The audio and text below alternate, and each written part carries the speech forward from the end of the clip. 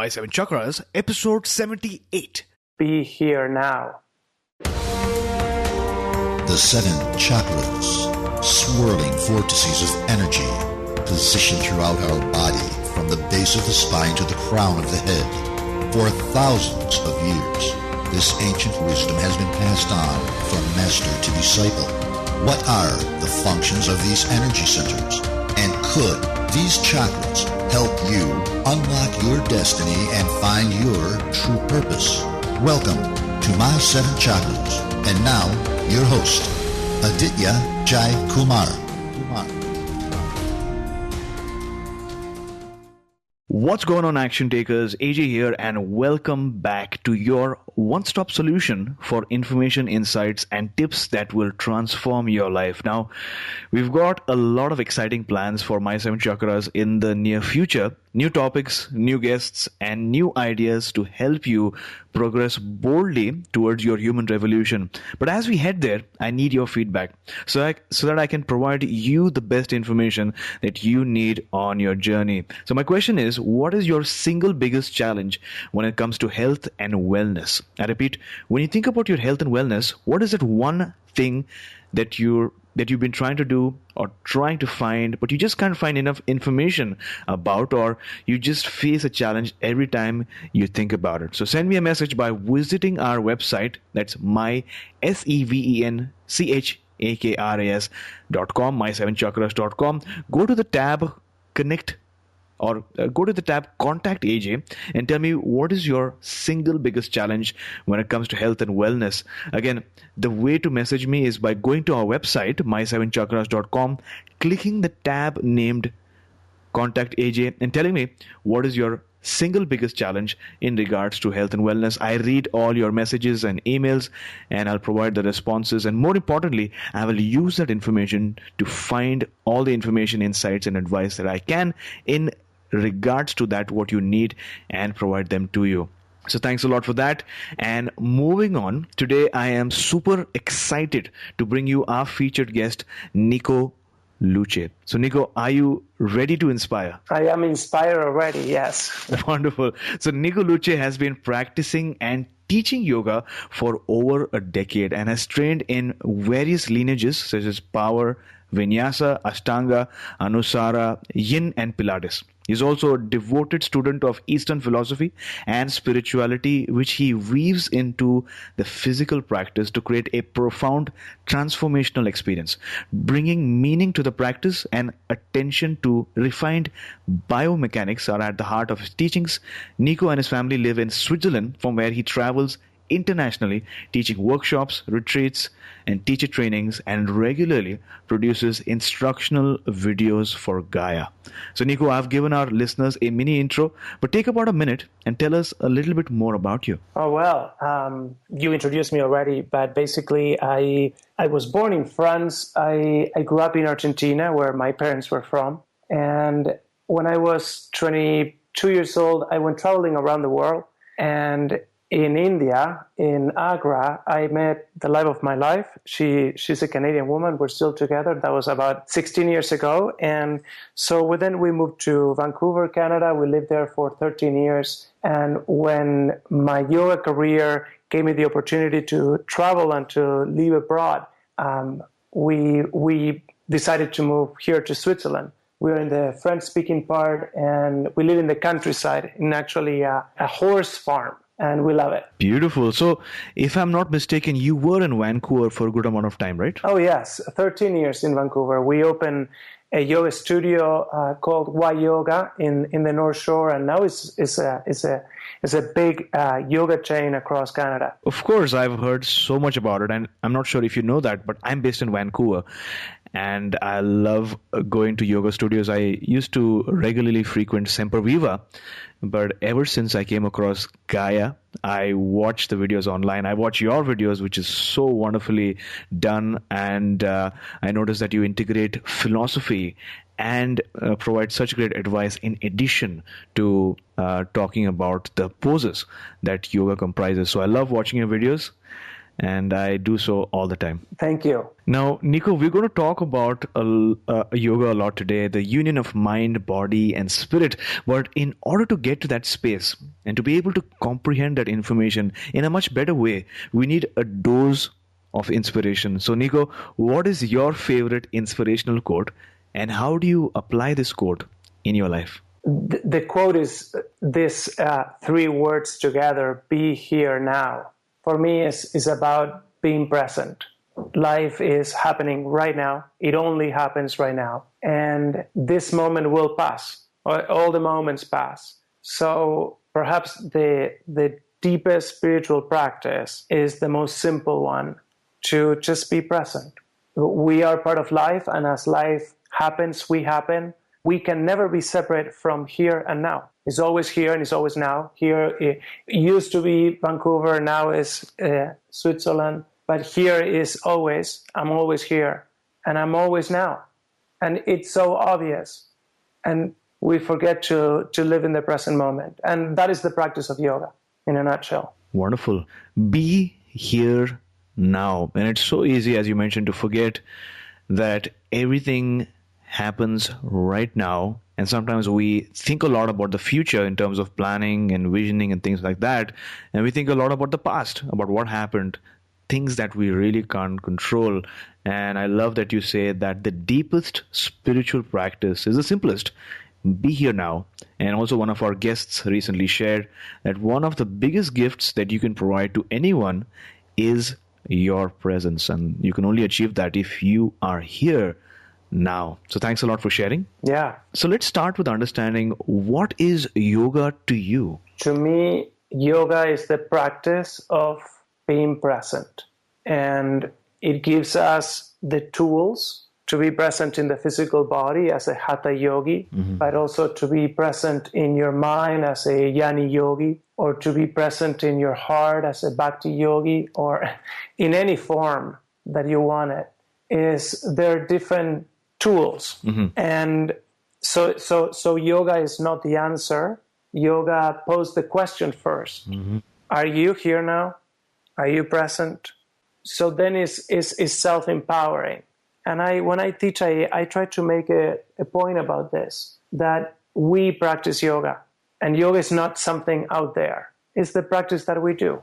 So we have to embark in this journey of becoming present, or to awaken, or whatever you want to call it, but to the suchness of this moment. I stopped striving about or fantasizing about the idea of a radical awakening, because I find that if I can make a connection right now, as I'm saying these words, that's all there is, maybe. And it's already so beautiful and full. I don't know if I lost you somewhere there. Oh, no, I think it's a really profound thought, and also a profound question. The 2 questions that you asked, in fact, I would recommend our listeners, our action takers, to ask this wonderful question also, is, are you here now, and are you present? Simple, yet so powerful and profound. And the questions are there, not necessarily to be answered right away, because the answering voice is the one that used to take us into trips. Yeah. So the questions are pointers, and they actually don't need to be answered. In fact, the answer would be, I can only be here now, so I must be here now, because there's nowhere else to be. Yeah. But it is posted in the form of a question, and it leaves it suspended, as it were. And that is when the magic happens, because there is it's not just heady and understanding it in concepts, but as a hatha yogi, I find that now I get to experience it in my body, this awareness of being here now. And in that sense, the other flip side of the coin is, in the beginning I said, well, we do yoga, we do these practices, we apply these techniques, we follow these roadmaps. But if with the moment we arrive and we become present, it is almost as if yoga starts doing you. And I don't know if you ever went through that experience, that, and you have, and everybody has, that you're doing something, but you're not quite doing it. Sometimes we drive the car like that. We're not really thinking. Yeah. But if it's a dance, or if it's your spiritual practice of any kind, for me, is moving my body in space, or sitting in silence. But sometimes it feels as if I'm not doing it. And it's such a beautiful sensation. It's as if something is moving through me now, something greater than the one I think I am. Mm-hmm. That is the magic. Yeah. Yes. I have experienced that actually. And for me, it normally happens not at the start of a yoga session, but somewhere in the midst of it, especially if there is a yoga instructor or practitioner sort of nudging us towards a particular space. So, for example, one of the profound quotes I heard recently was that the instructor said that we are heading towards the same location, all of us, but we're heading there from different directions. So as soon as I listen to this thought while I'm doing a yoga posture, whatever posture I'm doing or whatever pose I'm doing, I get into this state where I'm in deep thought just to ask that profound question, is that, what different direction are we moving from, and what is that point that we're moving towards? Mm-hmm. Now, taking a few steps back, how did you first get exposed to yoga? The physical practice came to me a few times randomly as a teenager. I gave it a try, and I guess I wasn't ready. And it wasn't until I moved to Vancouver, and that was in 2001, that a new yoga studio had opened up, and my wife went to take a class, and she came back from that class, and she said, "Oh my God, you have to come to yoga with me tomorrow." Mm-hmm. And I said, "Oh, I've tried yoga before. I don't know." And she's like, "Oh no, you have to come. This is different." And I went to that class the next day. And when the class finished, I looked at her and I said, "Oh my God, I think I just found something that I will be doing for the rest of my life." It felt like that. It hit me. There was something about what we're talking right now, the arriving, the becoming present. There was a moment of stillness. Something hit me in that class that I was like, "Oh, I think this is the right direction for me." And since that day, I've been practicing pretty much every day. That's really wonderful. You said that you tried yoga initially, but you felt that you weren't ready. But then many years later, when you were in Vancouver, you went again. You said, "Let's give it another try." But when you went, after that session, you knew it. You felt it deep within that this is a direction that you wanted to head toward. Now, you also mentioned on your website that your journey took you from acting to writing and then to backpacking all over the world. And you're currently based in Switzerland. Was there a theme in all of these parts of your life? Was there something that you were looking for? Yeah, I was looking for myself. Mm-hmm. I've been looking for myself. And the reason why I couldn't find myself is because I was looking on the outside. I was looking into either playing at being other people in acting, or in writing as same, expressing someone else's ideas, or trying to cultivate my own. What are my ideas? What do I think? And then backpacking the same. I almost needed to go as far as I could, mm-hmm. just to realize that it's always me here now. And that's what hit me that time in the yoga class. I thought, I've been looking for this all along, and it's inside of me. And now there's a technique that is finally pointing the arrow in the right direction. For somebody who has been thinking of getting into yoga, has maybe done it once or twice or a few times, but needs that little nudge, what are some of the benefits of yoga? Now, if you could break down these benefits into short-term and then long-term benefits as well. The immediate benefits that someone can get is finally having the sensation of the totality of the physical body. And again, it's like, well, but of course, everybody that is walking around, everybody that is living has a physical body. We all have a physical body. Mm-hmm. But I don't know you, but in my life, sometimes I can almost forget about it. Like, I could only come back to my body when it hurts, here or there. But there's no awareness of this sensation of aliveness under our skin. And it's quite remarkable, actually, because the more we connect with this energy, this living entity that we call my body, the easier it is to meditate, for one. Most meditation techniques are not about spacing out, going somewhere. Yeah. but is spacing in, is feeling it. In the end, there will be no more words said, just silence, and we're left with the sensation of being alive, which is bliss, because there's nothing else. So I know we got really sidetracked, but we started. What hit me that first class was, wow, like, look at my body, but now from the inside instead of from the outside. Mm-hmm. My God, it feels like this. It's true that I can feel the inside of my hand without moving it.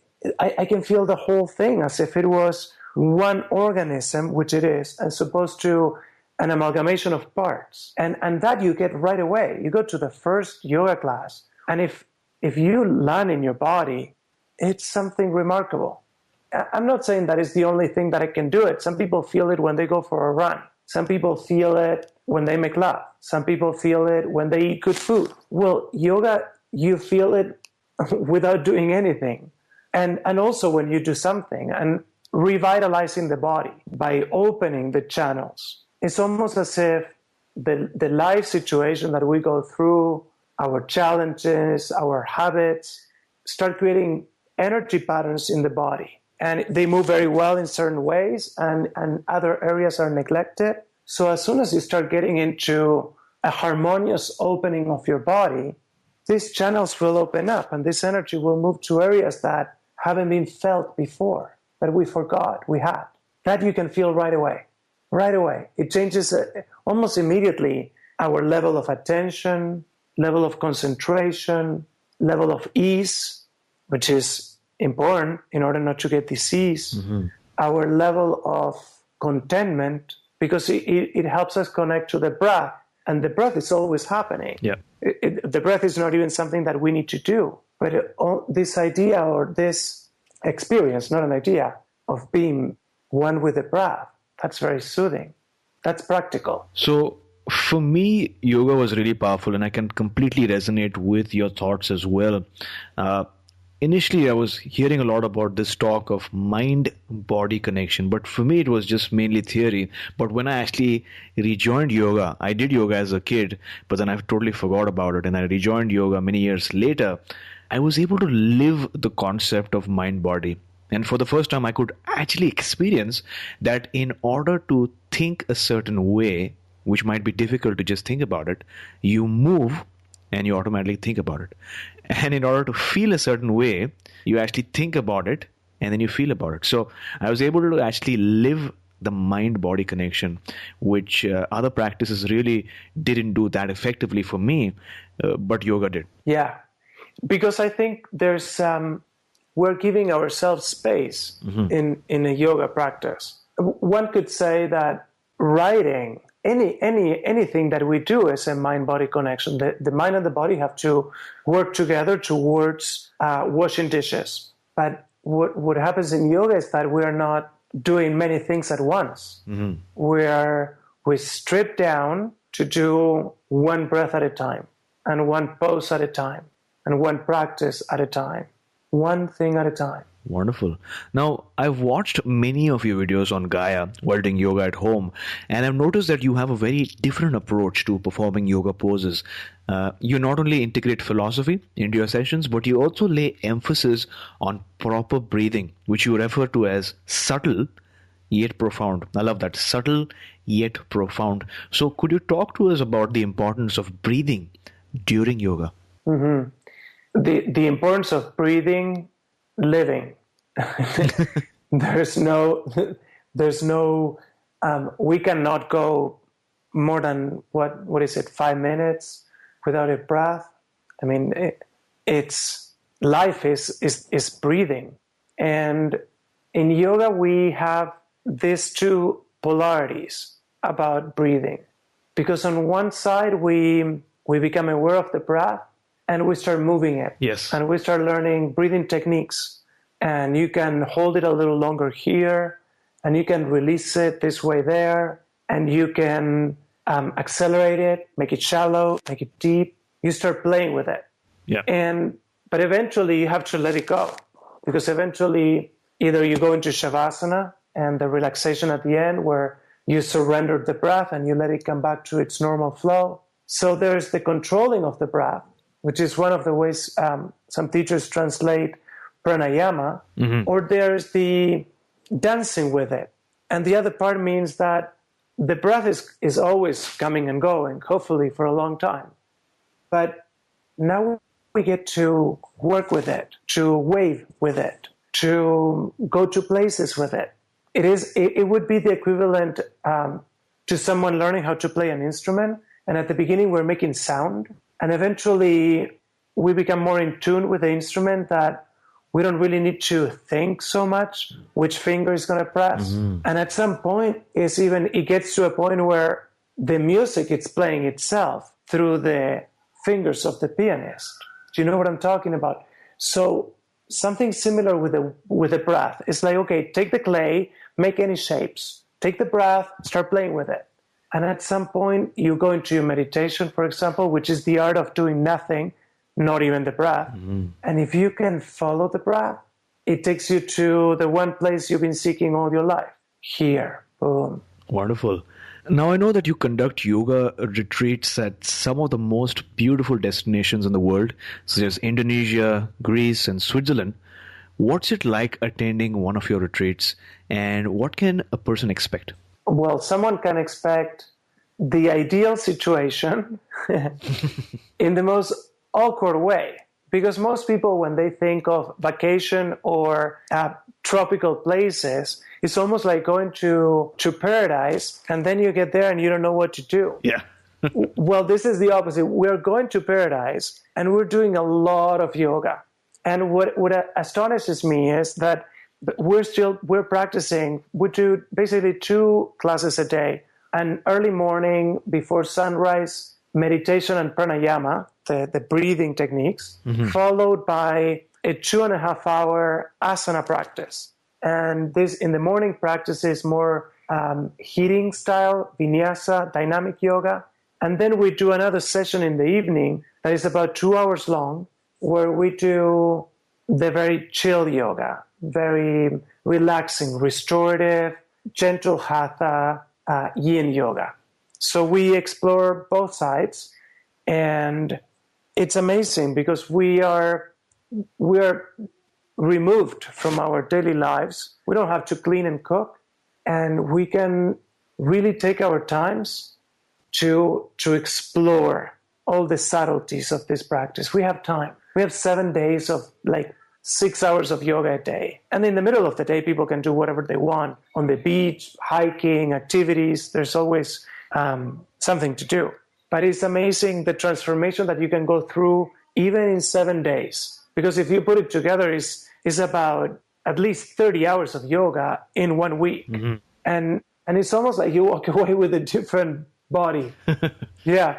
And then obviously once you have that different body, once you've gone through such a structure for so many days and met some awesome people, your practice back home changes as well, right? Yes. And I find that people that have their own personal practice at home tend to be more regular at attending retreats. So it is almost as if every now and then, for some it's once a year or whenever possible, they immerse themselves with a teacher. And together we explore and we test the boundaries and we explore edges. And I say explore, and you test the boundaries, but you don't go over. We see how much space we can create. And then people go home and they own it and they apply it. I truly believe I am a yoga teacher. I go to places and I teach classes. So I really benefit from having students attending my classes. But I have to be honest, I believe that the real practice of yoga is in solitude. It's even 10 minutes at home sitting, or sitting with the legs up the wall, or even the moment before you fall asleep at night, if we can get down to that. But let's own it. We create a sacred space in our daily lives.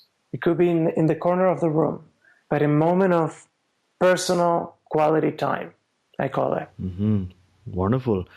Going to paradise and doing a lot of yoga. I love that. And I also love that you mentioned that the ideal way of doing yoga is in solitude. And action takers, if you are new to yoga, or if you've been doing yoga for a while and you're thinking about how do you start yoga at home, then I came across Gaia recently, which is basically, how I put it, Netflix for the health and wellness.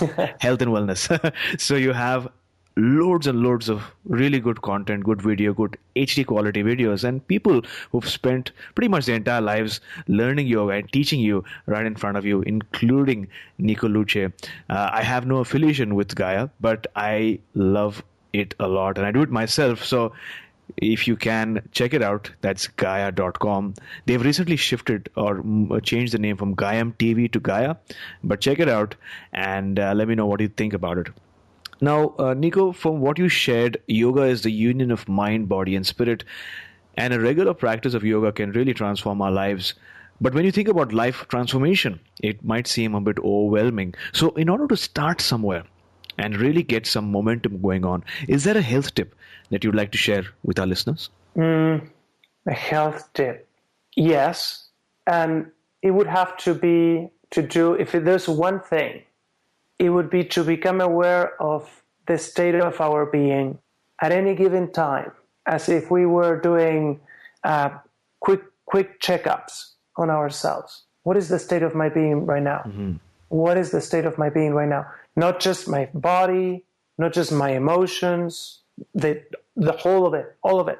What is the state of my being right now? Am I calm? Am I nervous? Am I happy? Am I sad? Am I the whole? Am I in pain?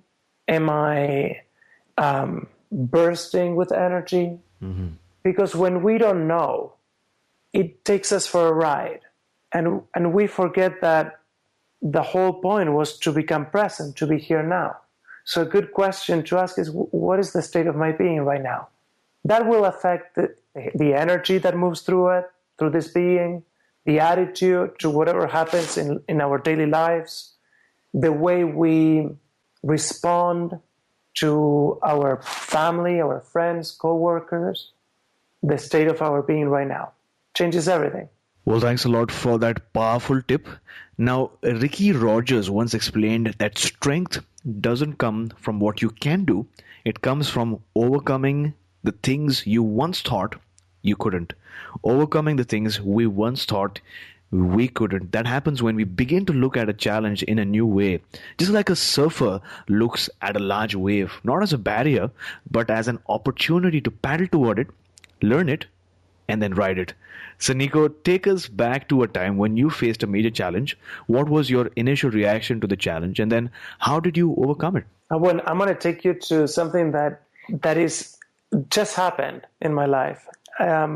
About 5 days ago, I started feeling some pain in one of my molars, and I was teaching a retreat in the mountains. So I became aware that I was feeling something, that it was progressing, and I wanted to stay present. And I couldn't go to a dentist, and we still have 3 more days to go. Mm-hmm. So I didn't know the severity of it. And the weekend ended, and it was manageable. I took a few Tylenols, and it worked out.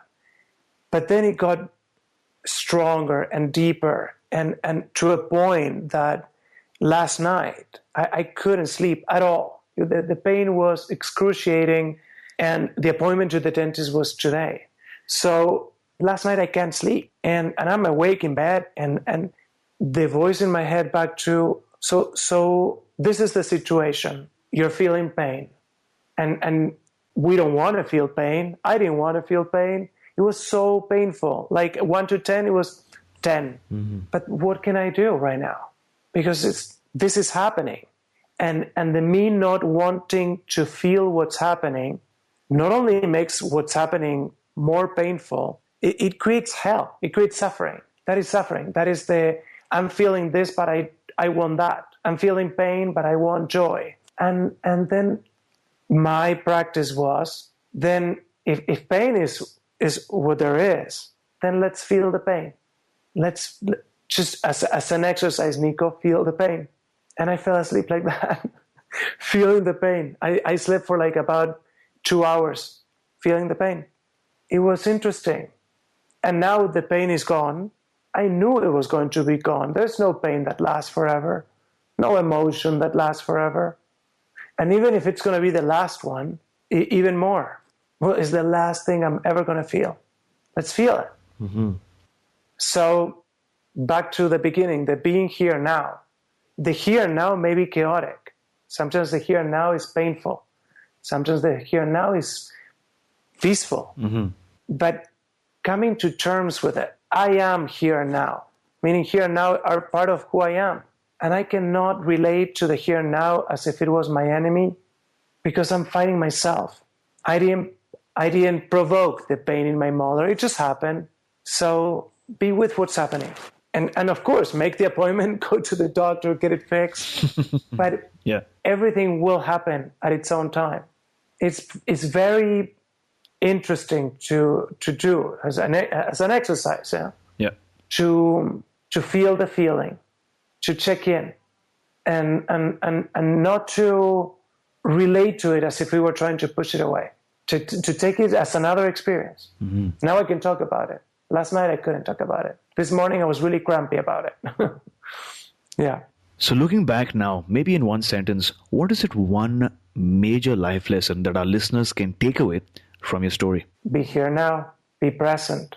This shall pass because it will pass. Because everything passes, we stay.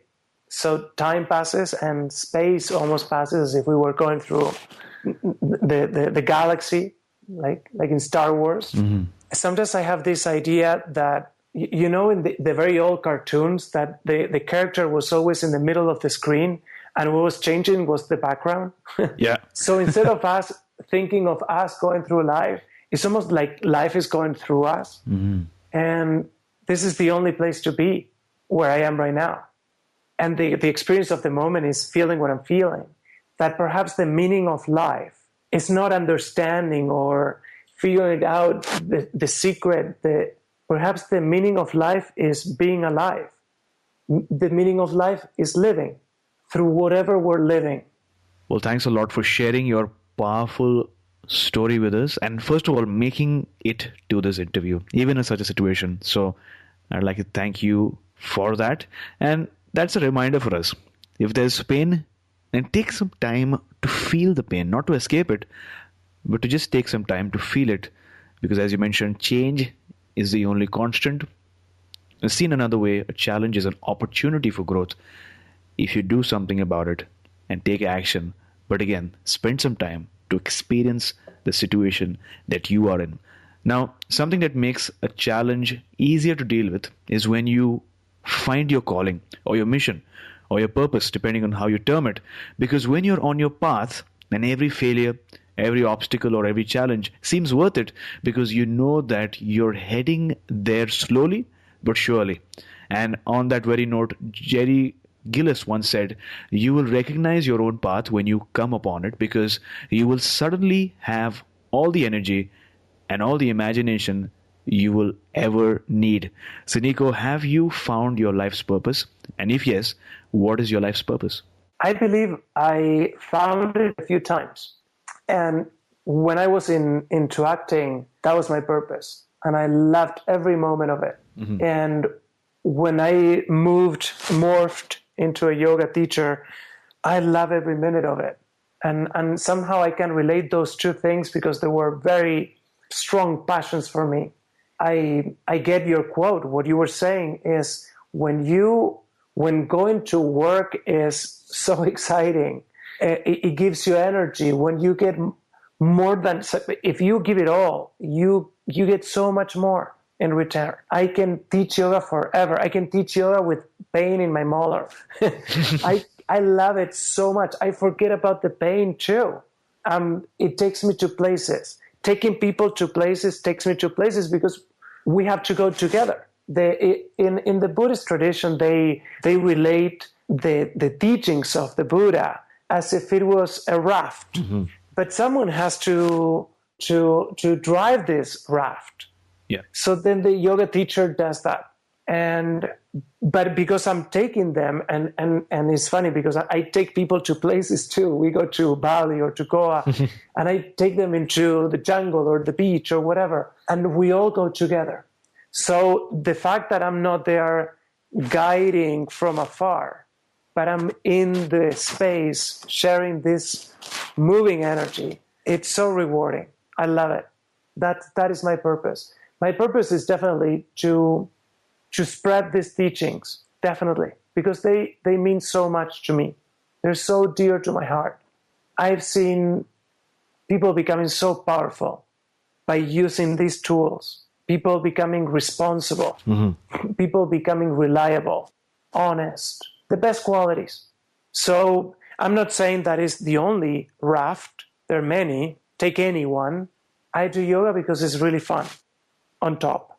And I'm sure that our listeners and action takers, no matter where they're listening from right now, or no matter which year they are in, maybe they're in 2016 or 2018, but they can feel your energy and your passion and the fun that you associate with yoga. And when you are in such a state, action takers, no matter what you're doing, even if no one is paying you for your job, you really want to go get up in the morning and go to work or go to do business or do whatever you're doing, because you are infused with that idea and that concept that you are part of something bigger than yourself. So thanks a lot for that. And looking back now, Nico, was there ever a particular moment beyond which you knew without a doubt that this is what you were meant to do? Take us back to that very moment. I think the moment that changed my perspective, my relationship with yoga, came through a question. A friend of mine asked me this question: if you could redesign your life, if you could change anything, if you could live following your bliss and doing what you love, what would you do? And I was like, it was a moment of silence. And all that would come up to my mind was how much I enjoy being on the mat. That question triggered how much I was enjoying practicing yoga, sitting down in meditation, reading about this tradition. I guess it came out of my mouth. I said, I would do yoga. I would do yoga. But he said, but you already do yoga. It's like, no, but I would live off yoga. I would make yoga my living. Yeah, that was a moment. And it became so clear through that one question. And at the time, it wasn't that I had a super deep yoga practice, nor that I had the conditions to teach yoga. I had been living in Vancouver for about a year. My English was really a broken English, to the point that when I started teaching yoga, I had to do the entire asana practice for people to be able to follow me, because my English wasn't good enough to tell them, step your right foot forward, lower the left heel down, and lift your torso up. Like, I didn't have the vocabulary. But I loved it so much. And I felt so privileged from being able to do what I love. I truly believe this is the secret for success, to do what we love. We get the most probabilities of being successful at doing what we love, because there's the powerful energy of love behind it. So action takers, I think it's a good time to ask yourself this question. If you could redesign your life, if you could change anything or everything, what would you do? I repeat, if you could redesign your life, what would you do? And to help you there, I recently came across a book called Living Forward. This is by Michael Hyatt. And what this book helps you do is design or write your life plan. Now, writing a life plan is very different from setting goals or planning to achieve them. This is writing your life plan. So irrespective of your age, whether you're 15, 25, 35, 55 or 75, I would suggest grab this book called Living Forward by Michael Hyatt, because it teaches you how to write your life plan. And I've been spending the last couple of days really keeping away everything else, keeping away social media or internet, or for that matter, anything else, any distraction, but just sitting down and writing my life plan. And it's powerful because you feel excited and you feel like you're designing your life once again.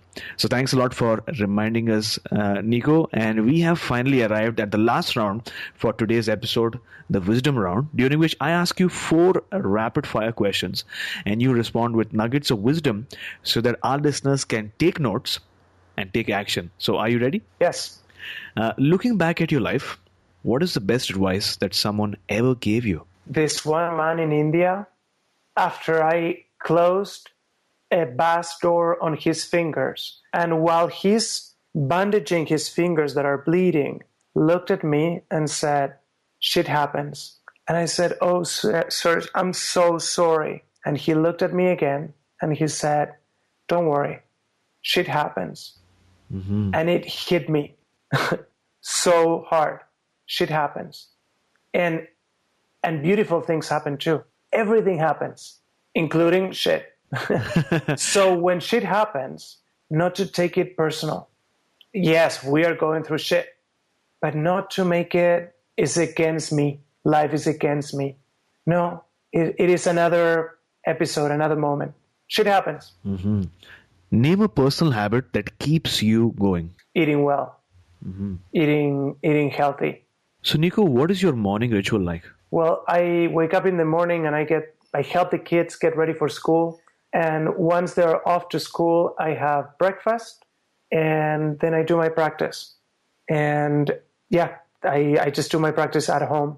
And that's first thing in the day. Could you name a book that has played a major role in your life? Yeah, I feel unfair when it comes to this because there are a few books that have been very powerful. But if I have to start with an easy one, would be the Tao Te Ching. The Tao Te Ching is spelled with a T, Taote, Ching, but it sounds we pronounce it with a D, Tao Te Ching, and is this 83 verses on advice on how to live, and it's a 2,500-year-old book that is full of wisdom and is really easy to read. These truths that we all recognize. Mm-hmm. So action takers, to access the show notes, visit my7chakras.com/78. And if you can, share this episode with friends and family over social media. It's really simple. Just type the link onto the message box and hit tweet or post. Because we have a lofty goal. We want to reach 1 million people over the next 5 years. And it's really difficult for me to do it all alone. And that's why we can do it together. And I'm confident that your community will thank you for it. The link is my7chakras.com/78. 78 is in digits. So Nico, it was great having you on our show today. Right before we end the show, tell us one thing that you're really grateful for. Tell us the best way we can find you, and then we'll say goodbye. Yes, I'm grateful for my family. They are my roots, and they nurture me. And I wouldn't be able to do what I do without my wife and my 2 kids. I'm very, very grateful for them. And the way to find me, I'm online. I have a website, nicoluce.com, and I'm also on social media and Facebook, Nico Luce Yoga, and Instagram, same accounts. And I love to meet people that have been practicing with me for many years. Like when I travel around the world, sometimes someone says, I've been doing your videos for like 5 years. So it's finally a great moment when you meet someone that you're supposed to meet. Mm-hmm.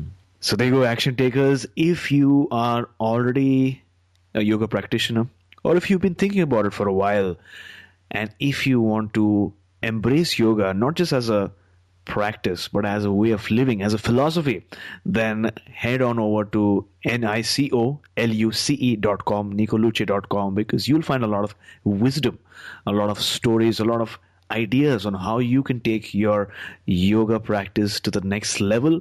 And of course, there's always an opportunity to have a different sort of holiday, a different sort of vacation, where you head on to a beautiful place like Indonesia or Greece or Switzerland for that matter, and you spend a couple of days with wonderful people and just do yoga and meditation and change the way that you look at life. And I'm also coming to Vancouver at the end of April.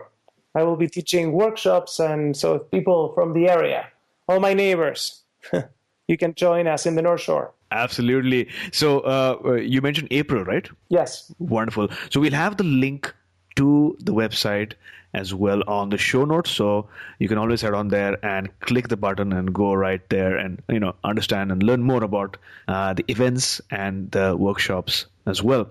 Also, if you like this episode, head on over to my7chakras.com/review. Subscribe to our show so that you have the latest episodes downloaded automatically to your device, and leave us a rating and review. Reviews really, really matter, and I read each and every one of your reviews. It'll just take a minute or two. So leave a review and tell me what you think of today's episode. The link is my7chakras.com/review, REVIEW. That's /REVIEW. So Nico, thank you so much for coming on our show, talking to us about the power of yoga and taking us one more step closer to a human revolution. Thank you for the opportunity. You are listening to My 7 Chakras. Go to mysevenchakras.com. Download your free gift, get inspired, and take action. Transform your life today.